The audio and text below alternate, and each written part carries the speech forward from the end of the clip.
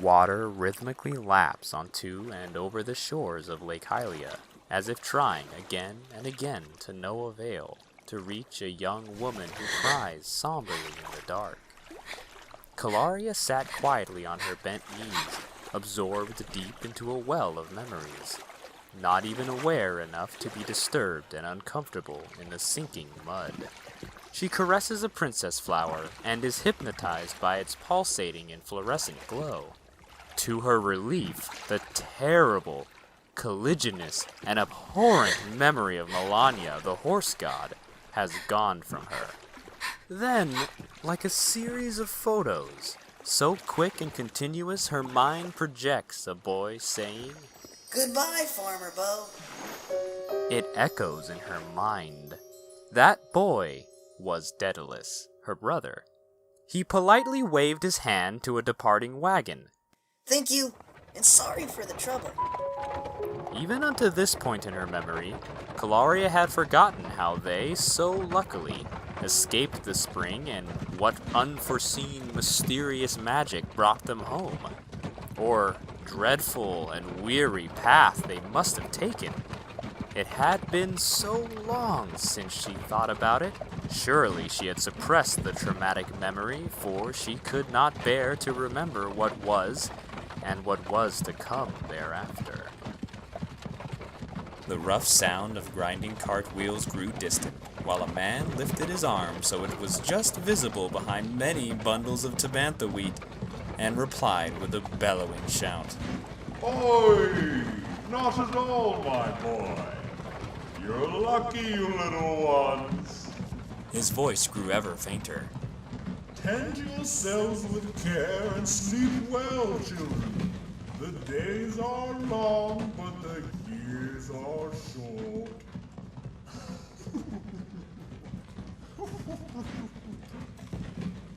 The children, at last, were back home, and the creaking sound of the cart and the grinding rocks thereunder rolled softer and softer until just out of reach of their pointed ears.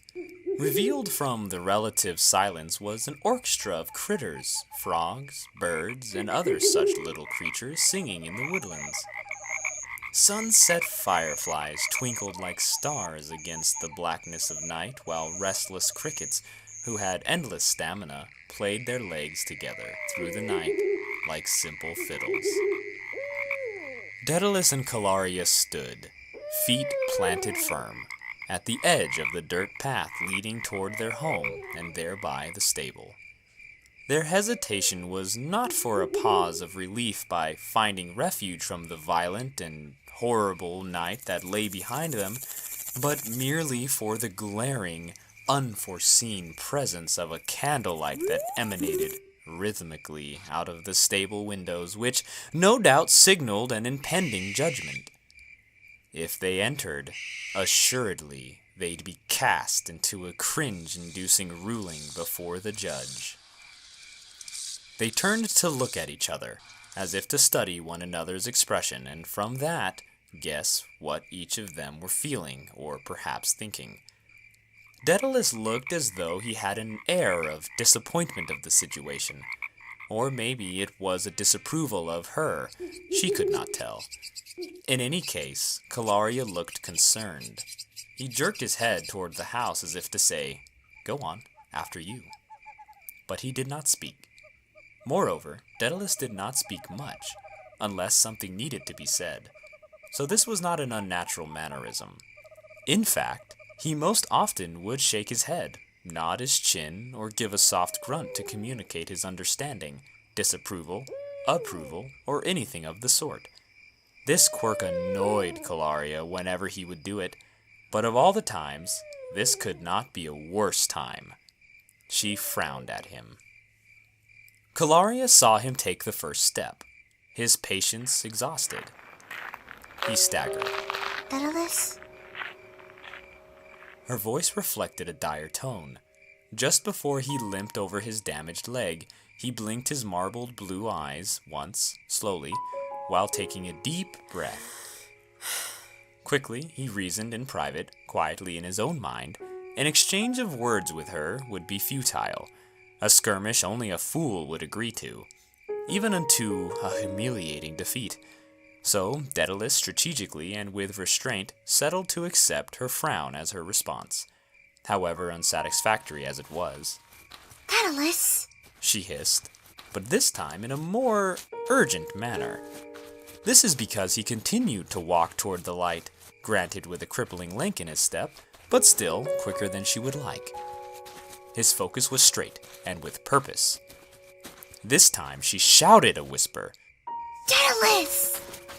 She raised her voice, straining her throat to command his attention, but purposefully not so loud that it would alert who surely waited inside. She matched his slow pace, walking at an angle to make sure she was in front of his view. Okay then, Daedalus. She said in frustration. If you want to keep your thoughts private, I understand that. I really do. At least listen to what I'm thinking.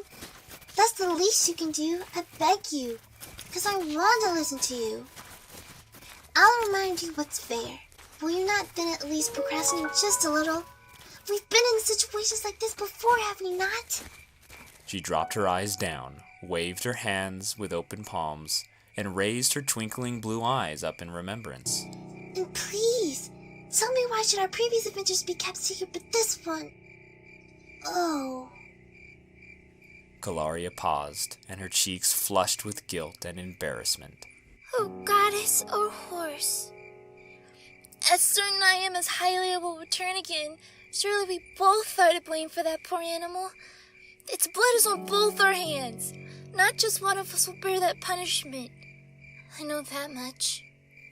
Daedalus sighed with deep sorrow, though it did not hinder his persistent and determined pace.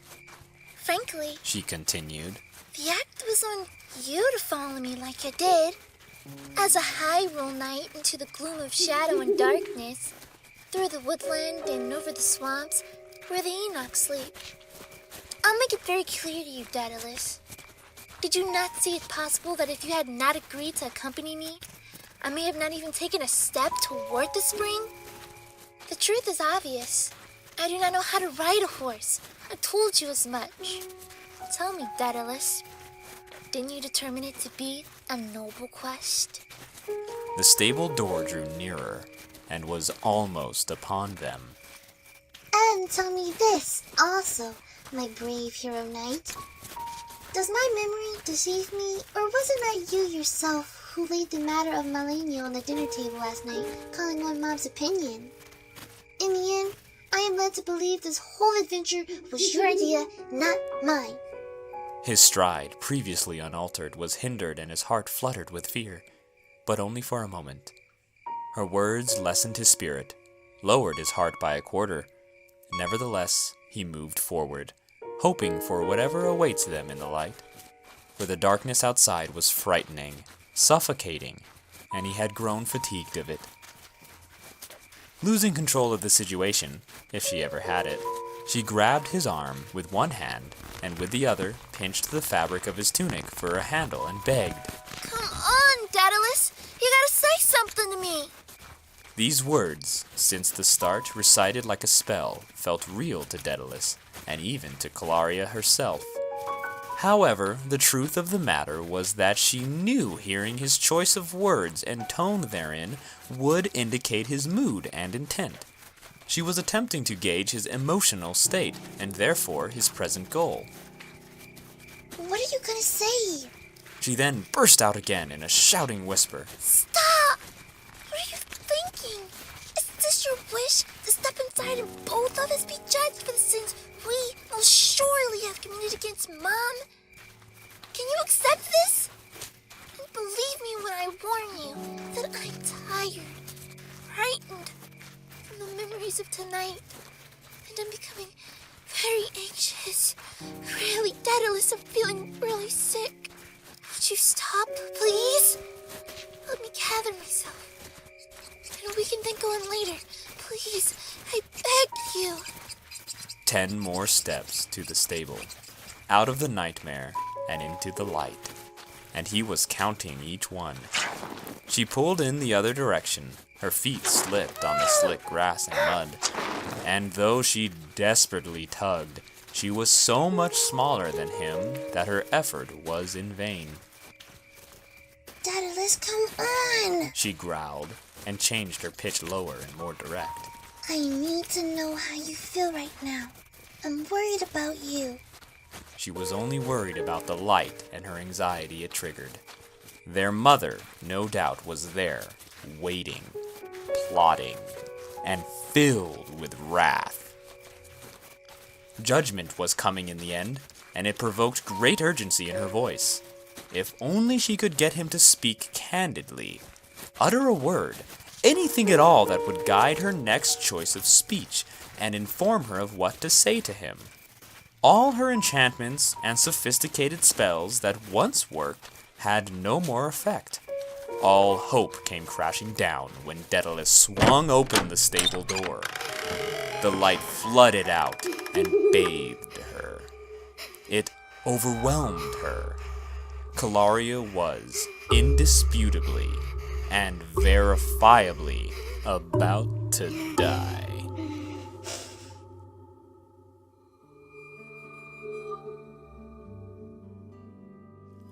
There was a musty fragrance in the air, much akin to sweet milk and aged fruit.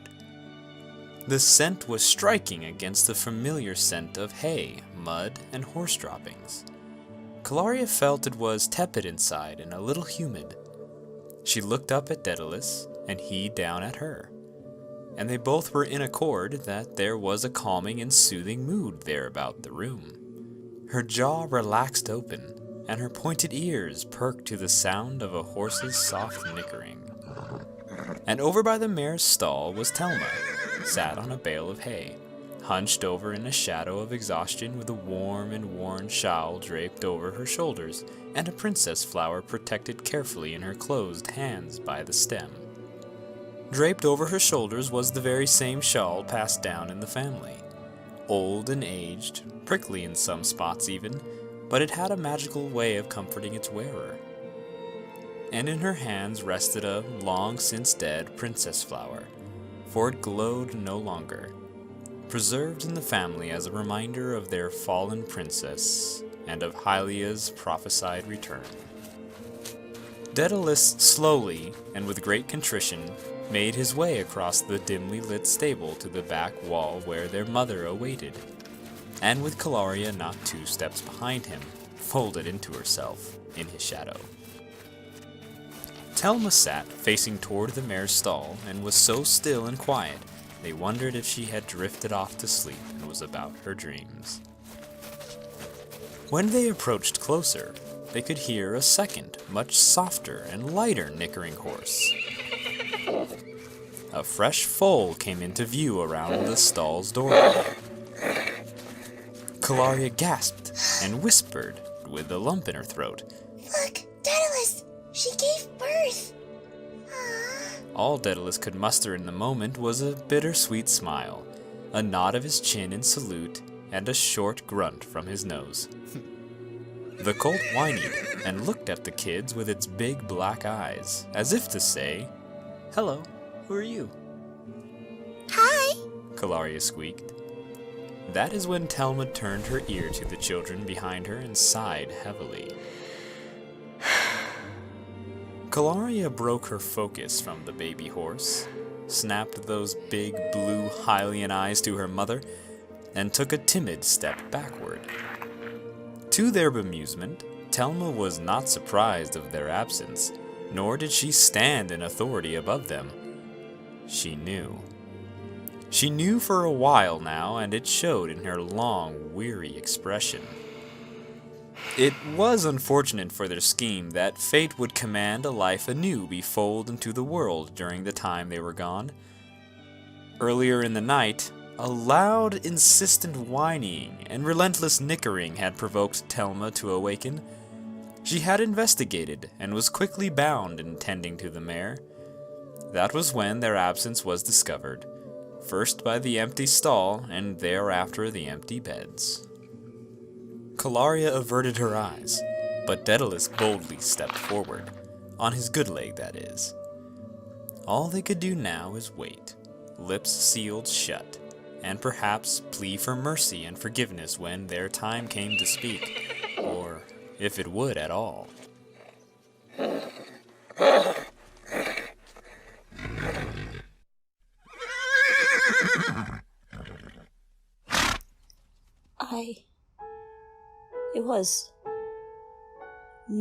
I am.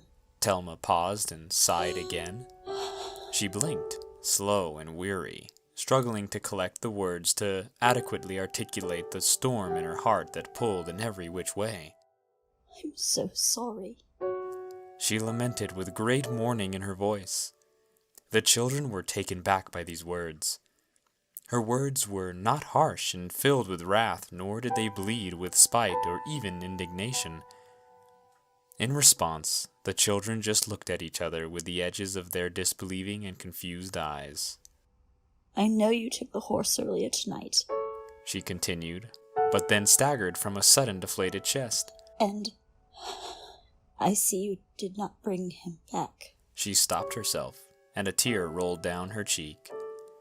She only meant to start at the beginning to make known of her account, not to reference things in disregard to her children, but the enigma of their missing horse broke her heart, and dearly so. Nonetheless, this note was laid to rest in the shadowing importance of her now returned son and daughter. Mom, Daedalus said with great remorse and sorrow. Before he could continue, Telma went on to speak. When I came to realize I had not known where you two were, I was so worried. She gazed emptily toward the colt and its mother. And for the first hour, maybe two, I don't know, I was afraid for your safety. And then I had terrible thoughts. Such terrible thoughts. There were such frightful things that could have happened to either of you. And so much as I would never see my children again. My heart was rent in two. And at the very least, Kilaria, did you not by any means feel or hear my helpless and endless prayers? Or you, Daedalus, my beloved and grafted son, did you not heed my plea to protect and watch over your sister and keep from harmful things? Daedalus lifted his hand to lay it upon his mother, but could not. He ached with guilt. It crippled him, and he could no longer move. He felt, deceiving himself, he had so much as lost her love. Kilaria inched forward with her chin down in a cowering posture and hugged his arm. She pushed her watering eye against his arm so that just one watched on in remorse and penitence. Daedalus nudged her to tell the truth, but she refused. The children could only interpret, falsely however, shallow emotion under a wavering voice with only but the slightest of tears leaking out. What they had not seen in their absence was every bit of turmoil and endless emotional chaos that came before now. Verily, both children would have been appalled and alarmed if from atop the dusty mountain they could hear the frantic screams and cries of their names that echoed throughout the trees of Faron. It was derided by strangers that the shrillness of her voice cracked the very trunks of the many trees and peeled the very bark that wrapped them.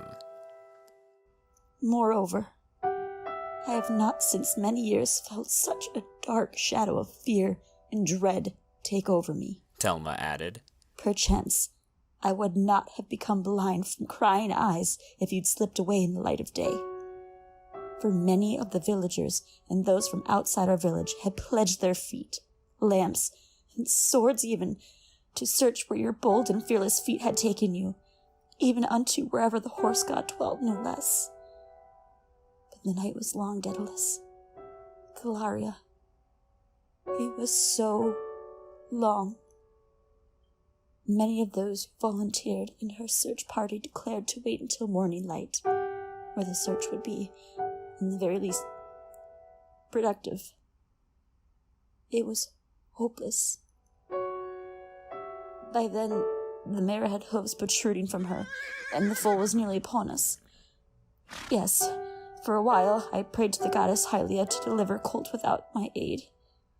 But surely I could not lose everything.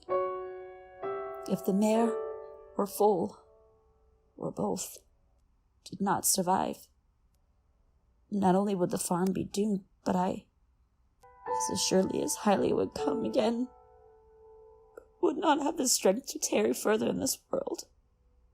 I had no choice but to toil here in despair, awaiting your return, though my heart feared the worst. But alas, you were lost to me, and now you've returned. Grieved, she pivoted gracefully to look upon her reclaimed children and see for herself that it was no trick or cruel dream, for she had more to say still. Her eyes, still foggy with renewed tears, she fell between them and wrapped her loving arms around them and would not let go until her grip would fail. She kissed them dearly and prayed, You've come back to me. My spirit is restored. I love you both deeper than you will ever know. They both winced in pain, shriveling from their mother's loving hug. Then Telma felt her hands sink into moist sections of clothing. Yes, fluid of some kind. Ah, Mom, that hurts, cried Daedalus. Kilaria followed up with, Yeah, Ma? Let go, please. Telma sprang back to look at her wet hands, for they were stained with blood of her children. Finally, with a clear and alert vision, she lay sight upon her children, and she caught a full view of the injuries on both of them. Kilaria looked like a banana a week too old, with brown and red scrapes and bruises all over her arms and legs, and had dried blood splashed all over her Faron girl's tunic, having ruined it for good. And that was just what Telma could see. Telma looked on in horror, gasped out loud, and shockingly threw her hand over her mouth. She was about to leap to Kilaria to assess her wounds when she saw Daedalus. Daedalus had gotten the worst of it. Blood still flowed a little from his head, dripping in a stream from under his golden bangs. His hair was stiff like golden icicles from the dirt and grime in between the hairs. The blood flowed past the corner of his eye, irritating it shut, and the other was swollen purple. His rustic orange tunic was ruined and was discolored by his blood. It looked like stained copper stones. Wrapped tightly around his lower leg was a blood-soaked bandage that already was long past due for a change. Telma was flabbergasted at the sight and grew sick. Suddenly, all the fear and dread washed over her again. She hyperventilated through her fingers and fought the urge to vomit. These were her children. Her oath to the moral obligation and duty as a mother to protect them had been broken. No, not merely broken, but shattered into pieces from her all too clear and culminated shortcomings. As much as they failed to obey her warnings and loving instruction, she felt she had failed them just the same, if not even more so. What has fallen upon my children that could have caused such horrific injuries? Telma questioned while probing them with her hands, and anxiously holding and nervously swinging their hands in hers. Kilaria, baby girl, was it such a hard thing to heed my instruction and keep my wisdom within you? If you had kept my commandments, you'd be much better off for it, not broken in such great discomfort. And Daedalus, She softened through compassion. I say to you, judging by what affliction has befallen you, I thank you for whatever evil arose, that you gave yourself in defense of your sister. For that you have my respect, gratitude, and all the sympathy I can give. And I am so proud of you. But at what cost to you both? I look upon you now and I say, too much. Far too much. Kilaria spoke up. A lump caught her voice, and she cleared it to the sound of a mouse. I didn't know. I was careful and brought Daedalus with me. I just like it better out there than in here. After saying that, she looked at Daedalus's bleeding and bruised body and felt the ache of her own. She would take those words back now, if she could, with the current visual presentation. I swear that I didn't know of the danger. Not to that extent, I admit that much. If I'd known, I wouldn't have gone up the mountain, not alone, or with Daedalus. I'm sorry. Even though it did hurt her to see her mother in such distress, it also disparaged her to testify against herself. So she did no such thing. Telma shut her eyes and turned her head away and said at length, Whenever, in the coming days, I say, do not do a thing, will you do it still? And do it again without my knowledge? Begrudgingly, I know the truth now. When a rule is set, the both of you will surely transgress against me. Will you not? I beg of you, tell me the opposite, and that you thereby speak the truth. I don't know what to do. Telma cried and shook her head hopelessly, looking upon the children she had failed so miserably. Daedalus found himself in a peculiar state of mind, one that, he thought, may be giving him insight into this whole event and those events leading up to it, that Telma was not aware of, or even Kilaria for that matter, even though it pertained to her. Yes, it was true he had kept this idea a secret for some time now. However, after tonight, with everything that has happened, and Telma abreast to the ongoing lies and secret intents, he felt confident enough in his reasoning that he concluded it needed to be said. Now, at last, more than ever. If you'd suffer me, I have something of worth to say.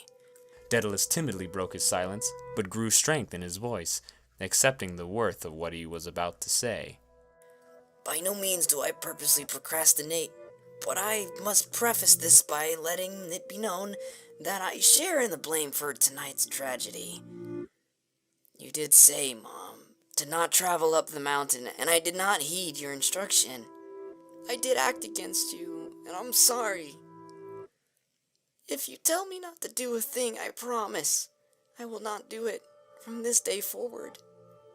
But He repented. for I have disobeyed you before with the same promise in my heart as I have tonight. He laid his hand on his chest, and then gestured towards Kilaria. I enabled Kilaria in her adventure to the Horse-God Spring, and it was I who saddled the horse and I who lifted her onto it in my own hands. It is altogether possible she may not have taken such a treacherous trip without my aid. However, it is just as likely, considering how courageous and fearless she is, would have taken the burden upon herself and had gone up alone. In that case, I fear the worst would have happened. There was a gap in his deliberation. Telma listened intently, mindfully turning to and vigilant of, every now and again, the cult finding its footing, and she finding strength again. Now, having said the truth in my fault, my conscience is clear to continue. I have an observation that I think is of value. He resumed with something he had to say, displaying great thought and caution. I've been wrestling with this idea for a long time now, and I'm not sure how much truth is in it, if you'll forgive that much. His eyes peeled away from Telma, and he tilted his head and focused down towards Kilaria.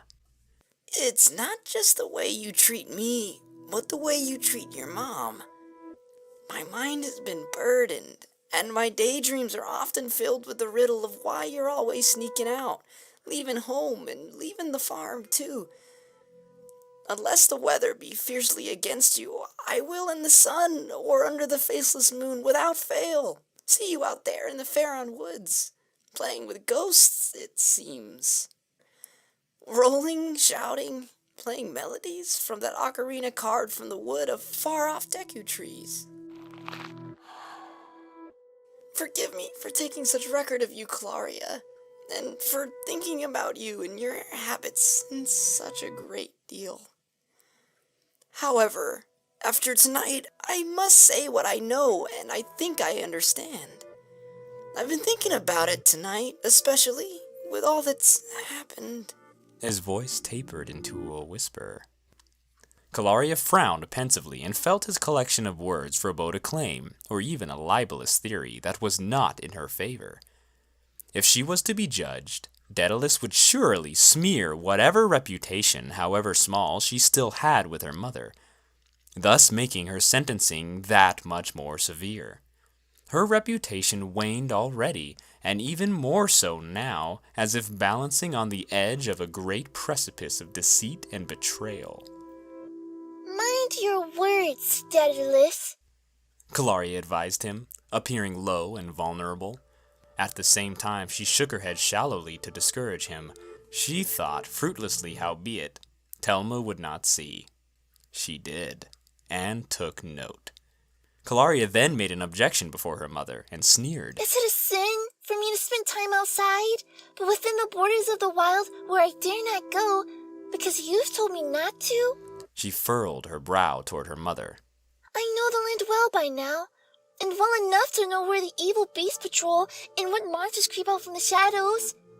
The same that lurk from the 7 years of darkness to hunt children of light. I do as I please, but with great caution. Do not take that from me. She deflated her shoulders in and dropped her head, imagining such a world. Seeing that Kilaria had said her piece, Telma rebuked her. I say to you again, Kilaria, if I say not to do a thing, will you keep my words and not do it? Look at me. Look at my eyes, baby. Do you not see the apprehension and the angst in them, by what you've done? If you cannot even stay away from bad things that I have forbade, how then I ought to even dare say the opposite, which would be to ask of you to do a good thing. These things you've not given an answer for. I sense a deceitful tongue in you, Kilaria, and I know not what must be done, and dread to do it in spite of that.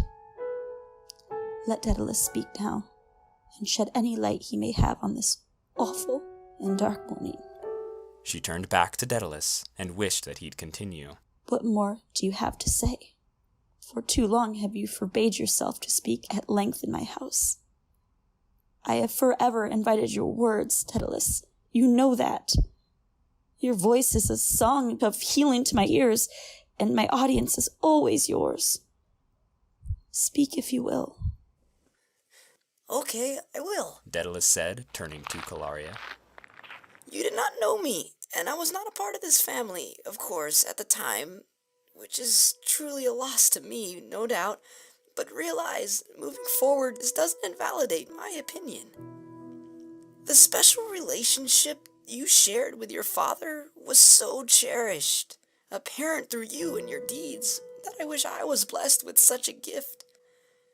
Forgive me for getting into the weeds, or cutting into the tall grass, as it were, but if you'll humor me, Kilaria, that is where all the rupees are. Metaphorically, of course. Many Hylian girls, I think, go through a kind of tradition around your age, Kilaria. One, admittedly, I still don't fully understand. Not for lack of trying, to say the least. He laughed, embarrassed. There's a library within the forest temple, in the north woods beyond the cave, that holds many teachings and stories that reflect, I think, what's happening here. He now turned his attention to Telma. If you'll pardon me, Telma, Mom, I'd expect you to notice at the time that Kilaria was more bonded and codependent on her father. In fact, your treatment, Kilaria, of those around you is evidence enough of the impact the loss of your relationship with your father has had on you. He turned back to Telma and continued. Before she began to experience things young Hylian girls do about now, whether she currently is now, I don't know, and to tell the truth, I dare not ask. Kilaria lacked much of that mysterious to me feminine nature that would bring you two together under a common interest or bond, I think. Have I been mistaken? He rubbed the back of his neck. Telma nodded pensively in accord with his words. Okay. He said with an unsure yet satisfied tone, as if honing in on a truth he was still uncovering. Furthermore, when Kilaria's father died, so suddenly and tragically, it prevented her from naturally transitioning, I think, and thus prevented the graduation over to the guiding wisdom of your teachings, her mother. That's when I fear things changed for the worse. And Kilaria, you're kinda just stuck, and have been ever since. Getting lost in the tall grass as he previously warned, his tempo began to speed up as his excitement for his theory grew. If I may make a bold claim and be pardoned for it, at first I was oblivious.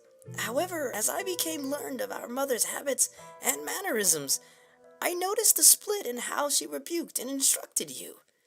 It was designed to adapt, poorly, I'm afraid, to the sudden, tragic loss that both of you experienced. That was the death of your father. I think that your mother instinctively attempted to assume the role and behaviors that she interpreted to be your father's, in order to connect with you and pacify the raging storm inside of you, thinking it was the only way to get through. Unfortunately, there was never a way to get through in the way Mom wanted. I don't think. Know this, as sure as we stand here now, your mother has been broken into as many pieces as you, Kilaria, over it. Telma lifted her hand over her eyes and then slid her palm down over to her mouth, drying her face, wet with tears. Kilaria stood there, jaw slacked, astonished at the audacity to speak such bold words. Nevertheless, listening to him speak felt familiar in some way, and his words difficult to dispute. And, well, here it is, he said at length. Coming to this discovery, referencing what was happening here, with the records and stories from the temple library, is when I then reasoned why you stay away from home, why the ghosts you playfully envision come out to war with you, even unto their exciting defeats. I am wagering, do correct me if I have erred, that you see the perverted spirit of your father in your mother. It's the odd and irritating way she strategically changes her behavior in response to your behavior. The roads that lead you out to nowhere, where your spirit tracks lead, bring you to a place of mental escape where the true and unperverted spirit of your father lives, I think. Only out there is where you can purely communicate with the true spirit of your father. He lives in you, and you alone. His voice drowned and tapered off as if having reached the end of his preconceived and carefully planned series of words. He stopped, straightened his back, and looked as if he himself had heard these things for the first time, and was shocked at his discovery. And perhaps he did hear them for the first time. Kilaria stood in skeptical silence, absorbed into the carefully and cautiously constructed analysis with her eyes squinted. Not all of what he said had made sense to her, and perhaps not even to him. Nevertheless, she was stricken and anxious. I don't understand what any of that's supposed to mean, she said softly, mistrustful, and choking back tears. She then took a step back, while her eyes hid from her mother under her brow. I warned you, Daedalus, to mind your words, and you can even manage that. The thing you've said summon feelings that are too hurtful to allow. You've left me with nothing to say. Will you look at me and see? Even where I am cut and still bleed, that I have even worse yet been assaulted by your words. Am I to believe you, discounting every bit of suffering that has come before it? I say instead, words are only words, and your bitter and abusive speech at length is no proof of any such things. I am not a book or series of texts for you to skip through and be recorded like some story or game to amuse yourself with. I am real, and your words have real consequences to me that you haven't even considered. She breathed heavily. Her shoulders rose and fell with her chest. Hands balled tightly into fists. A heat wave of anxiety overwhelmed her, and the provoked memory of her father saddened her so greatly that her reaction was to silence the source, or she would break down into a heap of gelatinous emotion and oppressive passion. Daedalus extended his open hands to Kilaria, unable to suspend his disbelief in her reaction, and cried, No, I only wish to speak that which is true and right, so that the three of us may know what ought to be done going forward. Please see there is no ill will from me. She recoiled spitefully and scrunched her face in anger. Telma took note again, but kept her thoughts to herself, knowing that soon enough she would pass judgment when the time was right, and all the information was gathered. I do mind my words. Daedalus said in defense of himself, I do. alternating his view between Telma and Kilaria. And carefully at that. Please accept my sympathy and be patient with me. I may not understand everything yet. If what I've said is true, however, I don't know if the feeling of the contradicting spirits of your father, one in your mother and one in you, will ever disappear because, well, he's gone. And you both remember him differently, and rightfully so.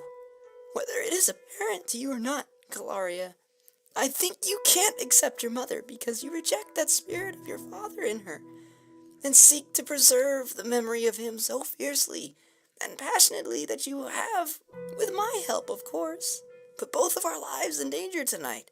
I didn't want to believe it. Kilaria, I don't think it's right, the way you act, towards me and towards Mom, but I understand it. He took a step closer to Telma. Though I've spoken at great length, and you most certainly have grown tired of me, Mom, I really hope you now understand also, as that was my direct and only aim. I swear. With his foot, he stepped back and rotated to face his sister. He took a deep breath, paused, thought for a moment, and said, Please, accept my condolence, and hear only this.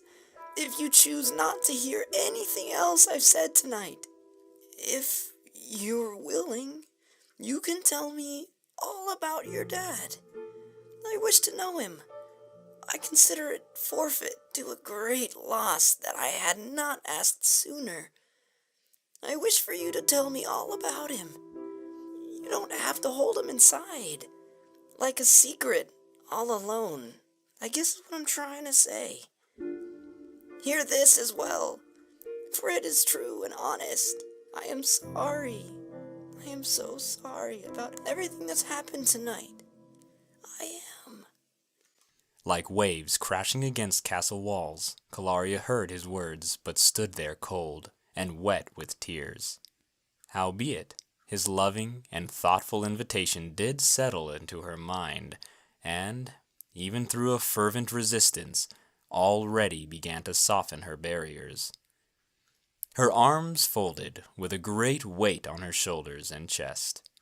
It felt heavy, and she grew tired of it very quickly. She replied irritably, but with less upset beneath the surface. You're right about one thing. I don't like it here. She tried one last time to muster up a rebuttal to his hurtful diatribe, but failed to do so. Kilaria had calmed a little, nevertheless still irritated by the whole ordeal. Then she spoke softly. Your thin-veiled ideas have hurt me more than you know, and you should have left it well alone.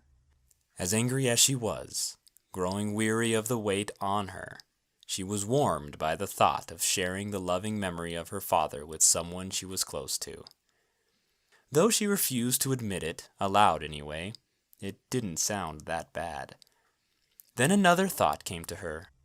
He really isn't so bad. She wouldn't admit that either, so that was the end of that.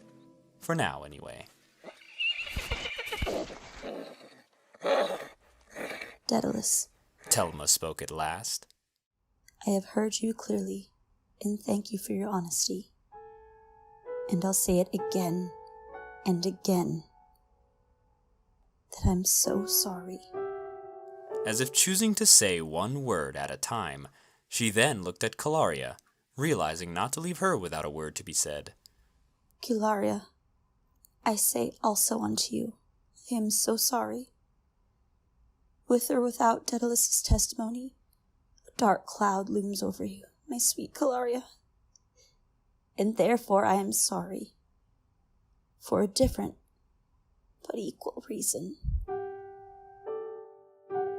She did not know what to do, because this was the very moment that courage fell upon her, enlightened by the words of Daedalus, insomuch that she was honest enough with herself to concede to the truth of the ongoing lies, unveiled deceits, and manipulations of Kilaria. The tale told by Daedalus was no surprise to Thelma, for she knew it deep down to be true all along. And throughout his testimony, she had heard it all before, even by her own subconscious and self-suppressed rationalizations. The soft heavenly glow fell from her daughter in the light of the truth. Her daughter was shrouded in the surreal shadow cast by the world, and Thelma tilted her head to the side and frowned with great sorrow. Her baby child was looking up to her with those large, soft Hylian eyes. Thelma mourned in words. This is so sudden, yet was foreseen in my darkest dreams. And I am, again, so very sorry. However, I don't know what to do about you, Kilaria, baby. For so many years, I had lost you, and could not come to bear the truth of it. I'm so sorry, baby girl. Oh, you're so small and young-minded. But please, what ought I do? Let this chasm between us be closed, and wisdom and accountability be bestowed to you. And what shall I say to make it so? If Kilaria could decipher anything from Thelma's eyes, it was that she was betrayed. Her mom had given up on all hope. The truth of it was that Kilaria always knew there were consequences in her choices. Nevertheless, she had never given them much thought, for they were not her own. For the first time, the bleak and bitter outcomes of the night and the arguments therein had began to ruminate in her conscience, and Kilaria was aware that this was what her lies and manipulations manifested. And furthermore, she had been lying to the terrible effect of this moment.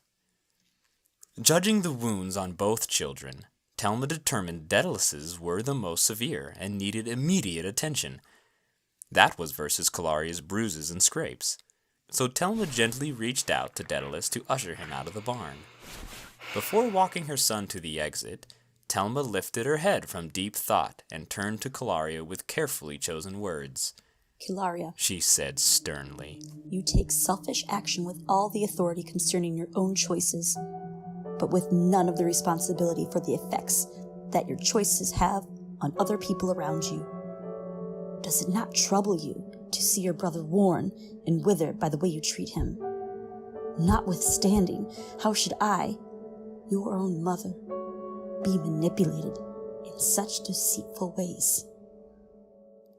With those words spoken sharply, like a two-edged sword, Thelma pulled Daedalus to her bosom, embracing his aching body to comfort him and ease his suffering.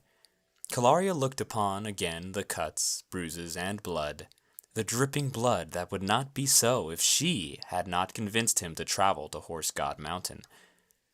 The severity of the scene caused her, for the first time, to recognize his anguish, to really see him. The ethos within her swelled, and she was compelled to understand by sight the blood and wounds on his surface surely were equal to a deep suffering within his heart and mind. As clear as the brightest day a mystical song could bring, she felt the suffering of his heart, past and present, as if it were her own. The feeling was unpleasant. Kilaria looked up to her mother, her lip quivering, and said, Am I supposed to stay bound to your whim, day or night, Mom? Have I ever, as you remind me otherwise, needed your domineering rebukes to tell me the way I must go?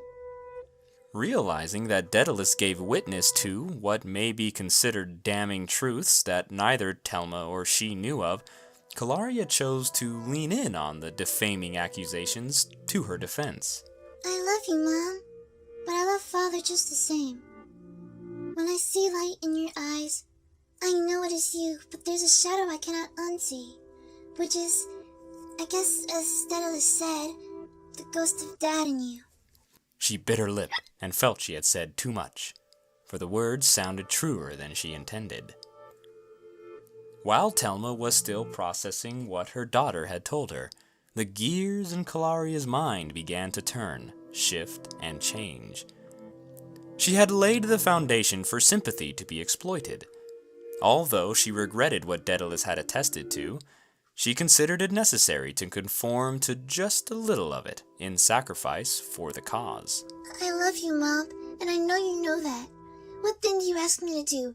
Anything, I'll do it. I'm bruised and battered, head to toe, inside and out, and I'm already repentant for my wounds. I think you can tell. She rubbed her scabbed elbows and winced. From this point forward, I promise I will do no more wrongdoings, she said, knowing what was untruthful and what was honest, with a full waterworks display, too. Her rosy lips quivered, her large blue eyes and pink nose drained, and her voice had upped a pitch for good effect. It was no less than simply the nature of Kilaria to act in this manner, but this time she did not feel good about it. In fact, she did not know why it left an uneasy feeling in her stomach. Telma, seeing through her words, lowered her countenance and said, Where I once allowed myself to be blind, for fear of the truth, no doubt, I now see clearly. And what an unhappy and regretful sight this gives me. This terrible feeling makes me weary, me more than you, baby girl. Make no mistake. And now I look upon your face and say, that's the one. That's the look. Telma wagged her finger. The feeling of betrayal and disbelief circled her mind in a storm of thoughts ranging from compassion and mercy to a motherly wrath. What could she say?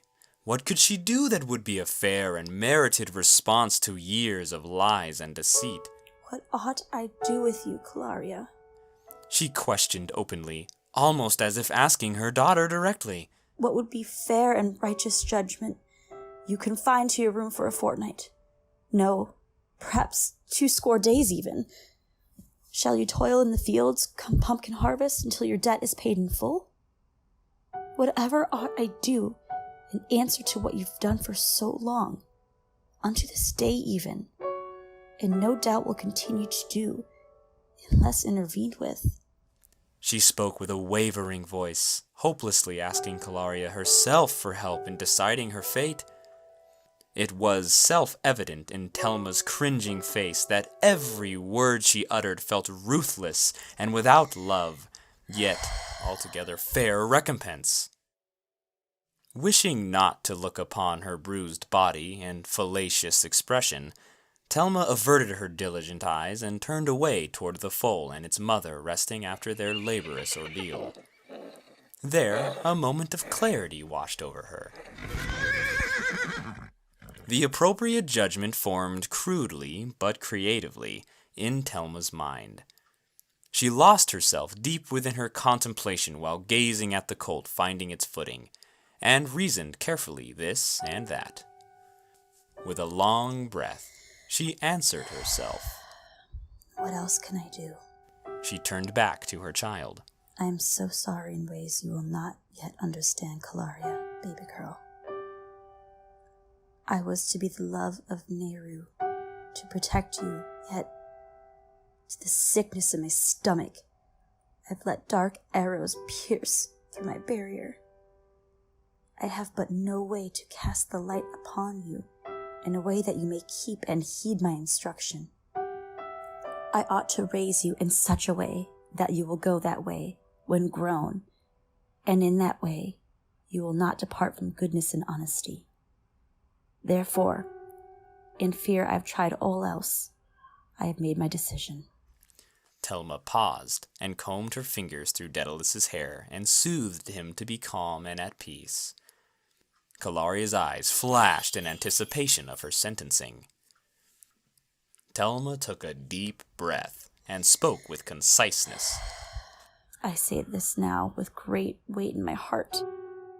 Beyond any doubt, I am convinced of the dispiriting truth revealed tonight, that you continue to reject the responsibility over the consequences that your actions so directly have on others. If I am to falter in this decision, perhaps I fear an innocent death may be on my hands. Oh, I sincerely pray with all my heart that it does not come to pass. She froze for a moment, stunned, taking one last time to rethink her decision, for it was a heavy and burdensome one to make. After a moment of silent deliberation, she laid her focus back on Kilaria and said, I am giving you the responsibility of raising, feeding, bathing, taking care of, and all else involved into the survival and health of this cult. I will have no part in this responsibility, for I entrust to you, Kilaria, all the joy, satisfaction, and fulfillment of rearing a healthy life forthright into this world, or, contrarily, if you are not to maintain this trust, all the loss, disappointment, and shade of death as consequence. You will look after it. You will watch over it. From now and until forever, its life is in your hands, and its casualty will be your responsibility. Henceforth, even as I speak these very words, as Daedalus as my witness, receive now full authority of this beast, and call it by name, so that it may come to you, and only you, when you summon it. And at the end of it all, by the choices you sow now, you will harvest the full weight of all consequences resulting through your authority and yours alone. Her mother took another deep breath in conclusion, closed her eyes, and whispered, It is settled. There was nothing more to say, no greater reason to speak further, so she did not. Kilaria stood there, lost for words, and did not know how to respond. How could one respond to such words, spoken as sharp as they were? Her silence signed the contract by verdict as binding as blood. She was compelled in every way, mind, body, and soul, to accept such a powerful grant of responsibility and burden. Gracefully and slow with weariness, Telma came near to the colt, and with the princess flower braided it into his mane. Then, just barely loud enough for Kilaria to hear, she whispered faithlessly toward her, If you continue to act like this, all we can hope is that he'll be strong enough to prosper on his own. She ran her hand down his mane and over his side, as if to say farewell, and then lifted herself lightly. Come now, Daedalus, Telma said. I'm sorry you've tarried as long as you have. Let us get you cleaned up and dress these wounds you have. I'll wrap you in clean cloths. Would you not like that? She giggled softly. I bet you would. She laughed charitably, withholding her bitterness as to not cast it upon him. Her voice was softened, and her mood had transformed into that of a nurse, one as skilled as to entreat and lighten the spirits of wounded men on an active battlefield, ready to gently care for their wounds. In the same manner, she was ready to care for his. Telma walked Daedalus to the end of the stable, her arm wrapped around him. When they were under the doorway, at the threshold before the Black Knight, Telma turned back one last time and caught Kilaria in the eyes. To Kilaria's dismay, her mother's eyes hung with great sadness, disappointment, and a faithless countenance. There was a dreariness over them, not dissimilar to sleepy eyes. Kilaria held herself as the distance between them appeared to lengthen, though they stood as they were. Never again would she see a look as empty and fractured as the one in front of her now, and only at the time of her father's funeral was Telma's face this resemblant. Moreover, this visage invoked all the other times she had gotten into the worst trouble yet to that time, but even still, to her odd wonder, her mother's face was never quite like that. It made Kilaria feel uneasy, and yet unable to look away. Telma had laid her sight upon Kilaria for the while, as if ruminating on all the things she had not said that she wished she could say now. Perhaps she prayed for her daughter there in the silence, or even, as nostalgia overcame her, she longed for a fonder past time when she knew not the truth, or if there was ever a time as sweet as she remembered. However long it had been, Telma turned and took Daedalus into the black of night toward the house, and they disappeared, slowly and gently, into shadow where the sight of them was lost in a lowering curtain of darkness over them. Kilaria was alone now, with only the soft neighing of the baby horse to comfort her. She turned and looked at the colt, and the colt back at her. She turned her whole head to the mare, and the mare back at her. The mother horse looked deeply into Kilaria's eyes with its head down, as if communicating she was aware and humbly accepted that Kilaria would now ultimately determine the life and death of her baby. Kilaria turned her attention back to the foal, it helpless, afraid, and cold. She pursed her lips, threw her hands on her hips, and accepted the challenge with a nod and grunted quickly, as she was prone to do when given a challenging objective.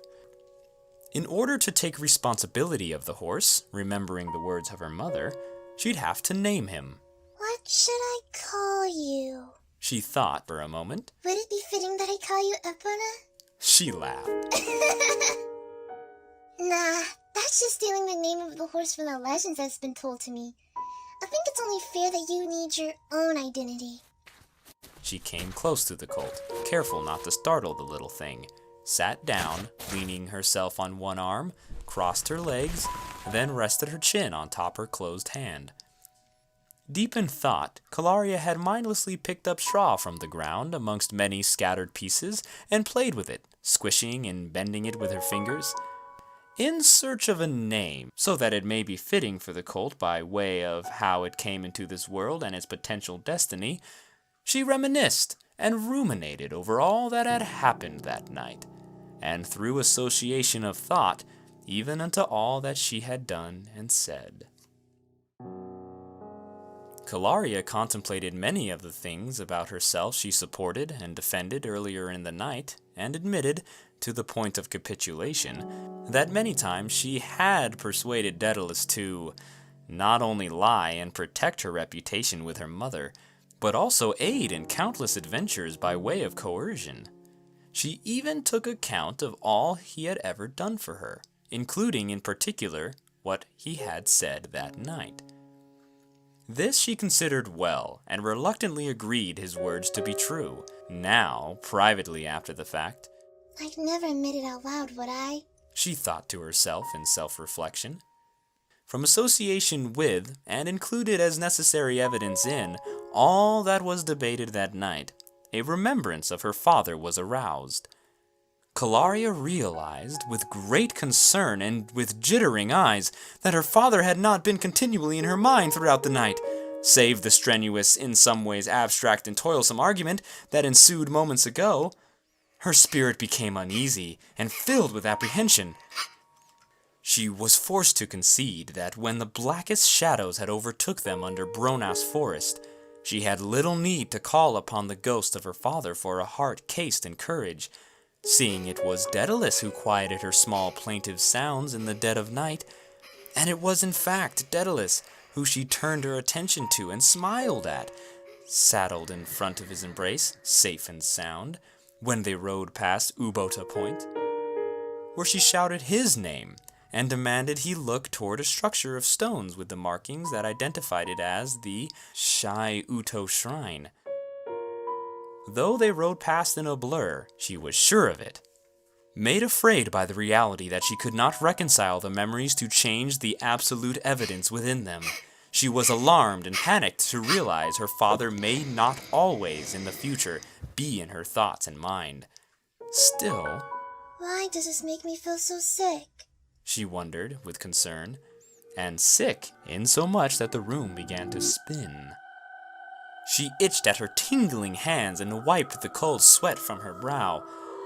The feeling and sensations were new to her little body and mind, and by that was tormented further, not knowing what it was. A curse, perhaps, or a supernatural, otherworldly punishment somehow for neglecting the ghost of her father. In any case, she closed her eyes and waited for the poisonous feeling to pass, and prayed quietly to herself. If I ever go at any length without you again, Dad, I fear I will never forgive myself. Let this pass for me, and I will meditate continually on the things we have done and shared, even unto the happiness and joy of it all. It may be the only cure. She trembled in silence. The truth in her words made manifest by her prayer, and her hope became the evidence of things not seen. She digressed quickly from those forgetful thoughts, as they were not uncomfortable, they were painful and sickening. Then, as if competing for the throne of her mind, she remembered the terrifying appearance and demeanor of the horse god Melania. How it moved so fiercely that flowers were stripped bare, like a great wind above them, and the entity equal to a hard curtain of shadow. It scared her even now, despite knowing the threat was long ways behind her, and one she would never return to. Her eyes shimmered from the candlelight, strained wide open, as she sucked her teeth and gulped anxious air. Imprinted on her mind was the pierced and bloody carcass of the sire and loyal steed upon the stone-cold ground.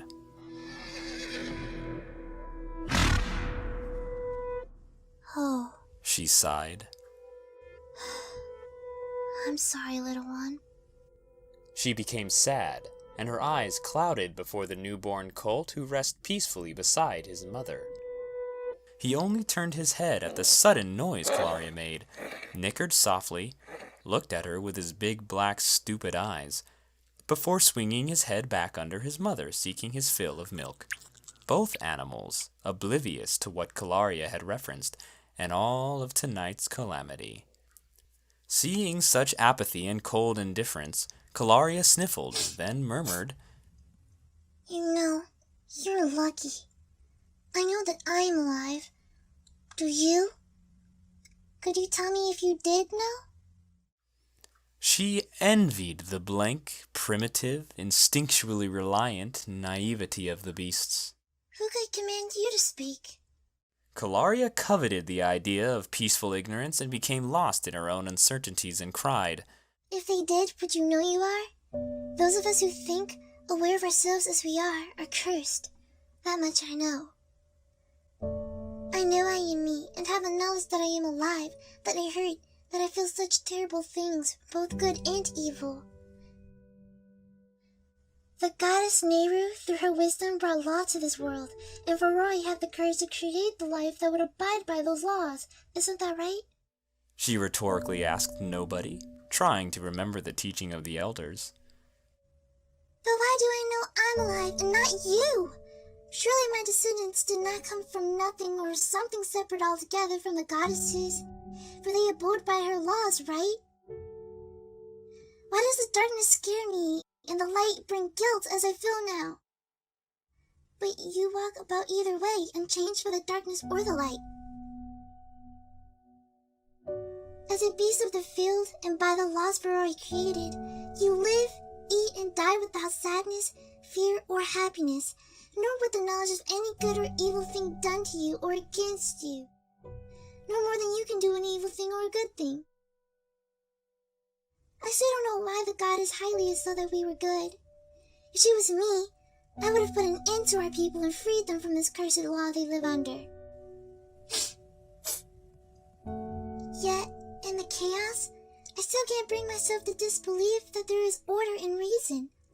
Some days I can see that, others I can't. Is there not order, which I was told was molded by Din and the very foundation of the earth? And, She sighed angrily. I don't even understand how that is either with everything that's wrong and in disorder in the world. Because of that, I'm forced to believe that because the order formed out of chaos, little one, you were meant to take your father's place. I will never understand why the three goddesses, through their chaotic and inconceivable decisions, made a world like this. Kilaria grew increasingly frustrated with her ability to rationalize and reason, even at such a young age, and still know and understand so little. That is when she noticed the newborn horse was sucking his mother's milk no more, and had turned his wide gaze to Kilaria, as if listening intently to her cries. In an odd, almost spiritual way, she was comforted by this, and felt a gentle flow of calming peace wash over her. The colt stepped shakily over to her and placed his muzzle into her open hand when she lifted it to lay it upon him. Despite everything she was feeling, knowing she had the audience with this new colt made it okay somehow. It was enough.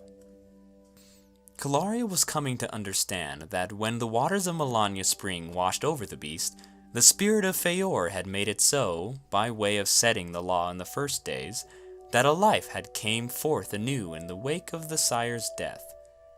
And so it was, that a baby horse was foaled and a special name was to be given it. She, still unhappy with the ideas coming to mind, took great care in choosing a good name. It was to be good, for he was born out of a disaster of evil doings. When death took the sire, you were born into this world, and so it would be born unto me. Born to me so that I should give you a name, She affirmed, searching for reason and purpose in it. Suddenly, and with a flash in her eyes, an anxious chill came over her again. Everything that's happened tonight, She conversed one-sidedly with the horse. The colt stared diligently with hardly a blink. all of this is so overwhelming. If I'm to take anything from this terrible night, is that the goddess Farore had blessed us with this new life. Your life. At least that's what Mom would say. And I had to be something new if I am to see you into a strong steed, aren't I, little one? I had decided on a name. She snapped her fingers, and the little horse jolted in shock by her quick motion and loud snap. I'll call you Ragnarok. That sounds exciting and romantic. In that very moment, a soft, blue, wavering glow arose in the previously lifeless flower that Telma braided into his mane. It was gentle, and hardly could be seen, and did not last for more than a second. Nevertheless, she saw it. And when she did, her face lit up, if not brighter than the flower itself. She leaped onto her feet, excited, and wrapped her arms around Ragnarok by his neck. His black, blank eyes, so wide and bulging they would pop out if not attached. Still embracing the trembling beast, she whispered, Now that I have named you, you are mine and I am yours. Come to me, and only me when I call you, okay? And so he did, and came by her call whenever she whistled or called his name, even unto a very special song that would bind the two by trust. That is the story, as she remembers it, of how she became the owner and loyal friend of a horse named Ragnarok.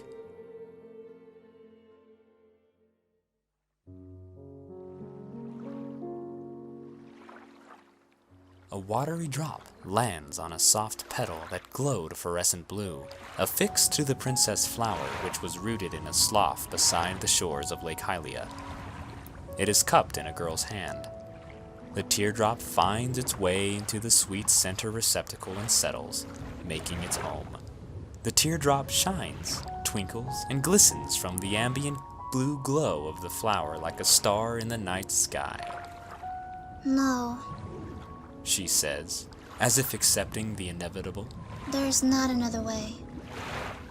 Kilaria rises from where the flower lay, moves her hair from her eyes, looks up to the sky and reaches to the stars as if to grab them, if she only could. I know you are lost to me, Ragnarok. Howbeit, for where you are now I do not know, and these lands are foreign to me. Where shall I begin to look for you? She lowered her brow and took a serious inflection, addressing the dark cloud above the lake. But you know, don't you?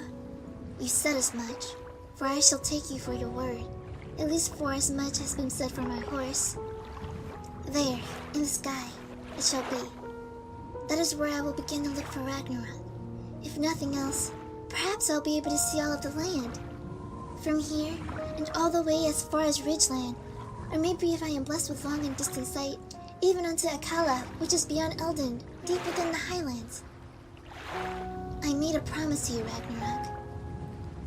She closed her eyes, lowered her head, and placed her closed fist on her heart. I promise to look after you, watch over you, and to keep your life in my hands. And from the sky I will call aloud, as loud as my lungs will bear. I will summon you by the name you've been given so that you will run to my voice and back to me. The fear in her heart has been cast aside. No longer does an indecisive spirit weigh down her shoulders. She stands tall, with a new purpose in her eyes. The wind catches her hair in a way that it dances gracefully. After a long night of contemplation, internal debate, and harsh deliberation, the choice had now been made. She smiles nostalgically and says with a peaceful mind, Ragnarok, you will return to me yet. Do not be afraid or feel alone. Know that I am with you in spirit, and that I will see you soon.